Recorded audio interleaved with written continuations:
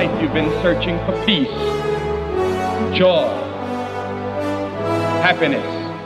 And some of you are searching for purpose and meaning in your life, and you haven't found it.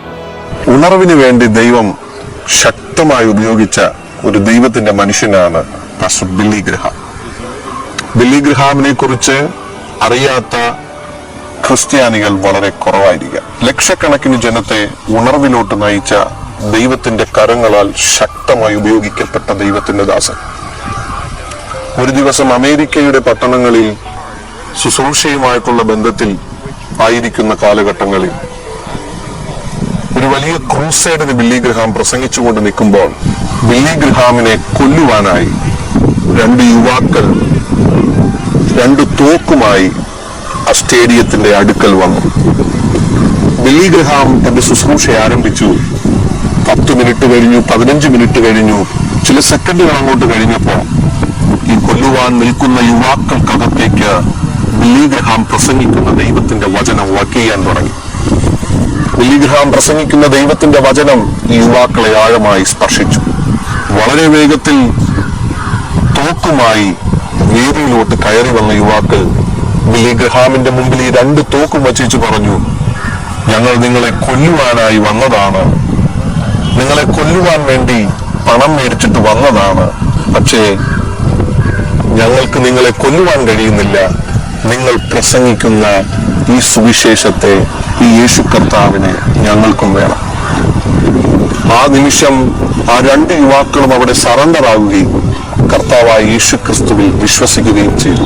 ഇന്നും Billy Graham എന്ന് പറയുന്ന ദൈവമനുഷ്യന്റെ ലൈബ്രറിയിൽ പോയാൽ ഈ 2 തോക്കുകളും നിങ്ങൾക്ക് കാണുവാൻ കഴിയും. അവിടെ അതവർ പിൻ ചെയ്തു വച്ചിട്ട് താഴെ ഇപ്രകാരം എഴുതിയിട്ടുണ്ട്: 2 ചെറുപ്പക്കാരുടെ മാനസാന്തരത്തിന് ഇടയാക്കിയ ഈ സംഭവത്തെക്കുറിച്ച്.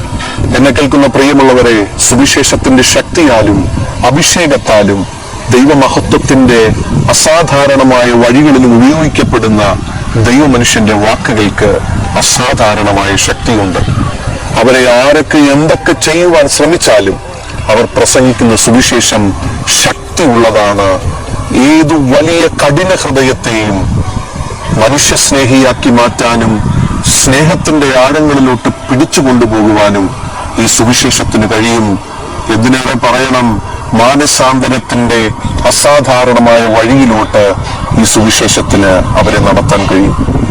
2 തോക്കുകളുമായി വന്ന് ബില്ലി ഗ്രഹാം എന്ന് പറയുന്ന അറിയപ്പെടുന്ന ദൈവത്തിന്റെ ദാസനെ കൊന്നുകളയാമെന്ന് പിശാച് ആഗ്രഹിച്ചപ്പോൾ ആ കൊന്നു കളയുവാനുള്ള ഹൃദയത്തിന്റെ അകത്തെ ആഗ്രഹത്തെ സുവിശേഷത്താൽ മാനസാന്തരത്തിലോട്ട്, നല്ല മനസ്സിലോട്ട് സുവിശേഷത്തിന്റെ ശക്തി കാരണം മാറ്റപ്പെടുവാനിടയായി. ഉണർവിന് വേണ്ടി ദൈവം ഉപയോഗിച്ച പാസ്റ്റർ ബില്ലി ഗ്രഹാമിന് ഇത്രയും വലിയ അനുഭവത്തെ ദൈവം കൊടുത്തത് ഞാനും നിങ്ങളും തിരിച്ചറിയുവാൻ അത്രേ പ്രിയമുള്ളവരെ.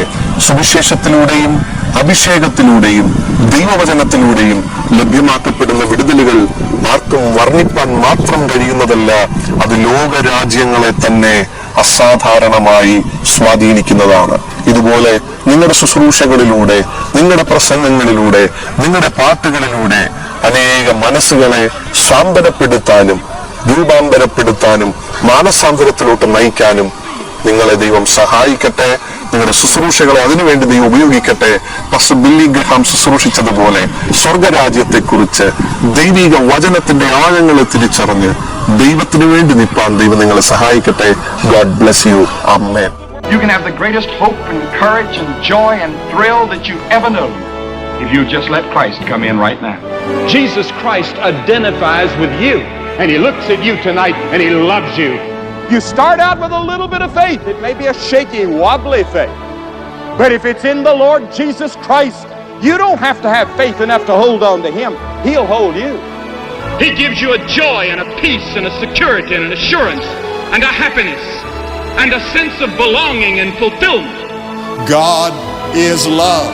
God so loves the world that whosoever believeth in him should not perish but have everlasting life. Whoever you are, whatever you've done, God loves you.